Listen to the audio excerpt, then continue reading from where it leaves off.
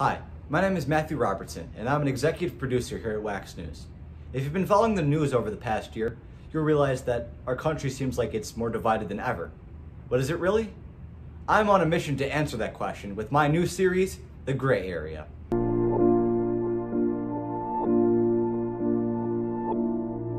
My whole goal is to take two people with opposing viewpoints, sit them down, and have them discuss questions on a particular topic to see if they can find any common ground. For my first episode, I chose the topic of masks, the little pieces of fabric that have become essential to our everyday lives, just as shirts and pants are. I hope you enjoy the episode. My name is Ben Meyer, and I'm in 10th grade. I'm Aubrey Matthewson, and I am a junior or 11th grade.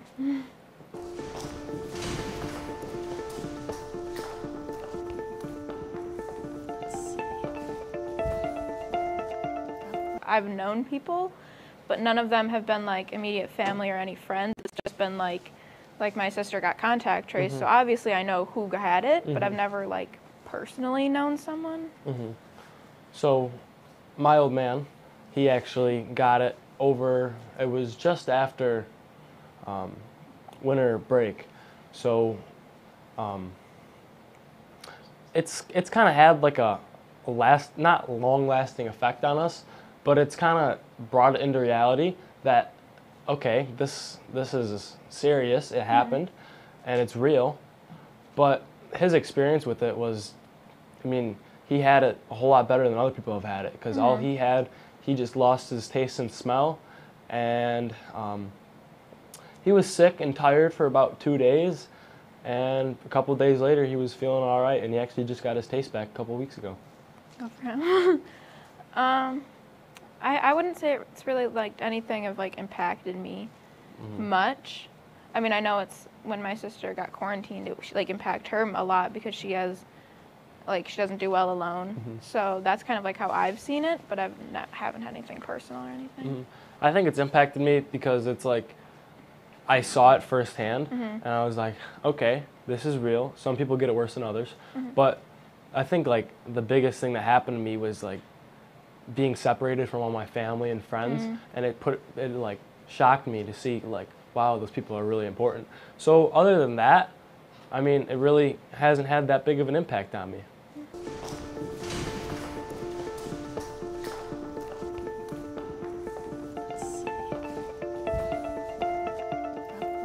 I hate to be that person putting it in the middle again, but I feel like it really matters like where, because like outdoors, like if it's just like a field or something, like no, because you're not close. But like, then again, if you're like in a park, like if you're in the Aldentown Park and like you're near people, I think it would be respectful too. Like I get if you're just walking around like the loop and by yourself, I think it'll be fine without one. Yeah, I see. So if you're outside, so I kind of agree with that. If you're in like a park or a field or something, and you're not necessarily near anyone, or you're with, say, your family that you live with, your immediate family, then no, I don't think you should have to wear one because you're with those people all the time. And if you're more than 6 feet, 6 feet's the recommended distance. And if you're outside, the wind is blowing, so everything is just, I just think you have way less chance of getting it while you're outside. But say you're in like, let's say an amusement park that's outside, and you're in lines and stuff and rides, then yeah, I mean, I think it should be whoever's choice. I don't necessarily think it should be mandated, but if someone wants to do that to make themselves feel better and feel safe, then yeah, they should have every right in the world to wear a mask.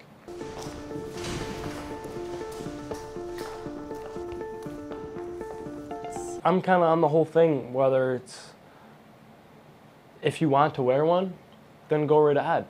I mean, I'm kind of, if yours works, then why are you forcing me to wear one?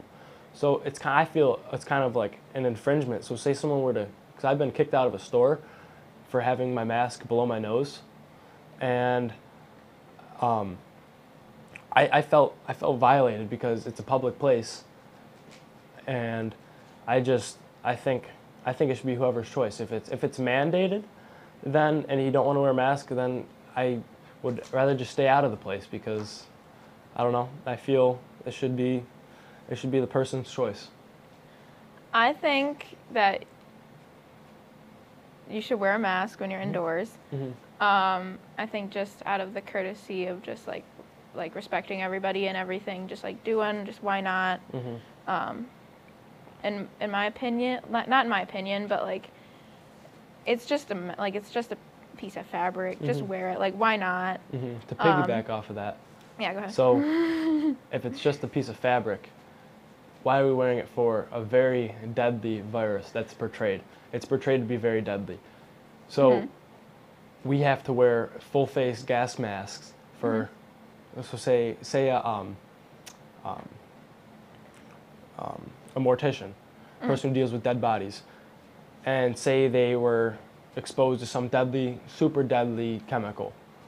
They're wearing a full respirator, full face, full coverage, everything like that. If we're wearing a cloth mask, what is that doing to protect us? Well, if both people are wearing it, it protects you from getting someone else's. It's been proven that the standard blue ones don't protect well when you're talking. But if someone else is wearing it, like if we're talking and you're wearing it, then it would protect anything from coming in. So why not just wear it to protect yourself? Yeah, I see. I mean, everything, obviously, it's not going to protect us 100%. Right. So I see what you mean. So it's like, it's an aid to protect us. Yeah. But I feel like if you're wearing one and you want to wear one, you made the choice to wear one, then I don't think I should have to, because if your mask works, why do I have to wear mine? I see what you're saying. But back to like the indoor things, I just think that like for like, again, if that store says wear it, wear it.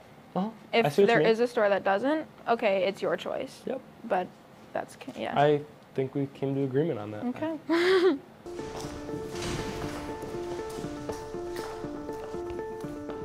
I'd like to say so. I'd like to say yes, because all the masks that we have that are really doing is blocking saliva particles. Right. And that's mostly how it's transferred. So whether if it's thin or not, it's still going to catch your germs that you're putting out, or your saliva, put it that way. So we all talk, or most of us, we ended up catching ourselves spitting when we talk. That's just happens. So if it's a mask, if the mask is going to stop that, whether it's worn or not, even if it just stops it in the littlest bit. So I think it's, I just messed up. I completely lost my train of thought. I still think it's better than not wearing a mask at all, but once it starts to get thinner, I think you should switch it out soon, like obviously soon. It is that there is still that like some layer, but it is, if it does get to that point where it's like faded, I don't think it's going to do much. So I see what you mean. I mean, like, if it's has holes in it and stuff like that, obviously it's not going to provide the same protection. I personally don't believe in much of the protection from a mask, because there's other certain types of masks that are worn for way more deadly viruses and stuff like that, and we're just wearing a simple cloth on our face. So I think, yes, it's better than no protection, but I don't believe, I mean, sure, it's going to provide like the spit and stuff from coming out of your mouth, but I really don't see it, you know? Getting into if it's just a blue mask, I feel like the cloth ones wouldn't wear out that easily. I mean, I've been wearing like the same one every day for the past week, but I wash it within every other day. So it does get cleaner, and not everyone does that, obviously. I don't think everyone's like routinely washing their masks, but I feel like the cloths wouldn't get as worn down easily. So in that way, I feel like you could wear them more often. Yeah, and it would be fine. For the blue ones, I wear them every day. I wear the same one. I mean, there's so many, especially in like our parents' cars or something. Oh, there's a mask. I'll grab it. But I mean, I think a mask is a mask, and whether it's going to provide protection or not, I think that we should be able to reuse them, put it that way.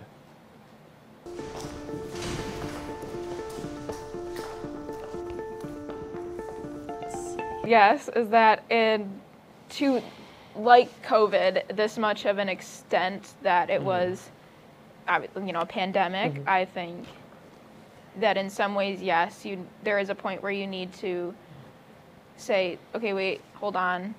We need to make sure that everyone's back, okay and everything. And I'm not saying go to extremes or anything, but I think there is a point where you need to say, okay, let's stop and let's recover from this. So, says shall not be infringed on our Bill of Rights or on our Constitution. So I think that the law is overall. So what is there room to maybe put in place small acts or say like different regulations? It's hard to say because who am I to say, oh yeah, this one that we can do this one, but we can't do this one. So it's like who's to be the judge? So it's either yes or no, and I find myself on saying no. I think freedom is over safety, because at the end of the day, if say the government, our safety is our number one priority, and our freedom is our number one priority, and safety comes second, because it goes along with like the Second Amendment type thing. So I have the freedom to protect myself and my family and friends. So it's kind of like, I keep losing my train of thought. This is terrible. But yeah, I think our freedom is over, our freedom should be put first before our COVID regulations and stuff like that, to put it simple. I get what you're saying, but I feel like, yes, and it is like specifically written in the Constitution, certain things, but that's also why we have amendments, so we can change it throughout time, because obviously rules 100%. Written in 1770 aren't going to, Yeah, not all of them are going to be relevant today. So I think, like, obviously don't overextend it, and there are some points where, yeah, I agree, it has, but I think for the greater good of everybody and for the entire country, I think at some points, like, we can't, like, yes, obviously, we have our freedoms, and I'm so extremely thankful for that, obviously, and use them to the most extent, but at some point, it needs to be 100%. I see what you mean. Healthy. But who are we? I mean, who am I to say I agree with this one, but this one we're not doing? Right, and I agree with that. It's a funky topic, because it's who gives who the power to say no, we're doing this one, or yes. So it just goes back to that. I think it all depends on what's going on, because obviously in the beginning, like right when we were getting it, I agreed with like the stay away from people, masks, everything and all that. I think there will be a point, like maybe even soon, especially with the vaccines and everything, where it will be, okay, like we can shift back and we can forget it, like not forget, but like definitely lessen a lot. Put it behind us and move on and with I think at that point it should be freedom above, but yeah.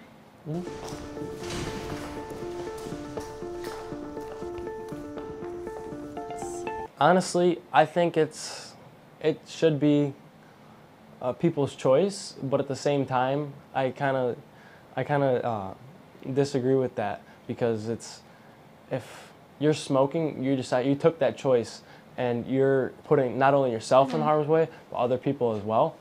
So that obviously smoking, if you're the first person to smoke, or if you're the first-hand smoker, you're obviously going to get the effects. So if you're wearing it kind of relates to the Second Amendment, because if you wear a mask, you're protecting yourself, or you can be protecting yourself. So I think that it's a similar concept, but then again, I see around it. I can see how it's not, because One's a virus and one's something people are doing to themselves. That's what I was going to say, was the virus, and then like secondhand smoke is huge and it does kill thousands of people a year. But I think right now it's very different because it is a virus, like it is a pandemic, and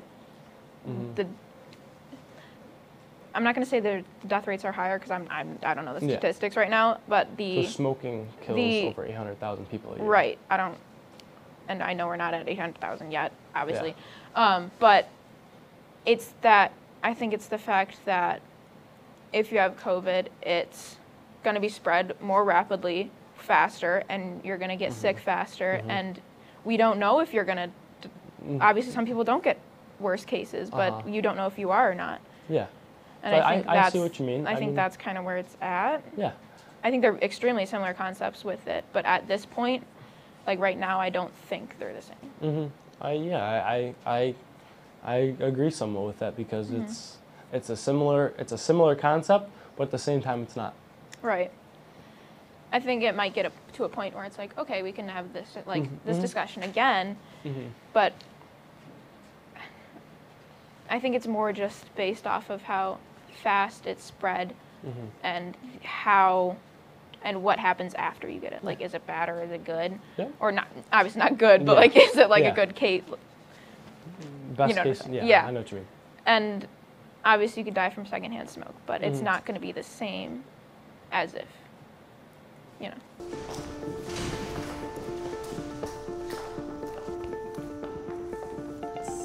The reason I said that is because obviously they're scientists. Obviously that is their job. I think it's good to question science, and I think if they can back it, obviously if they can back it up with scientific evidence, then I'm going to listen to them. I think you should be able to question them to a certain degree.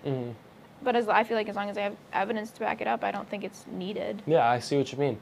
So I think that their opinion, obviously, on what we should be doing, that matters, but to an extent, to a certain extent, because who are they to tell me how to live my life? I'm the type of person who does their own thing, and I think it should be more acceptable to question their authority, because I don't see who they are to tell me what to do and how to live. I get that to an extent. I think it all depends on when it is. Because obviously, in the beginning I'm going to listen to them because they're the only ones who know what they're doing. Yeah. But I feel like now that more people know, I think it should be socially acceptable to ask and get that evidence.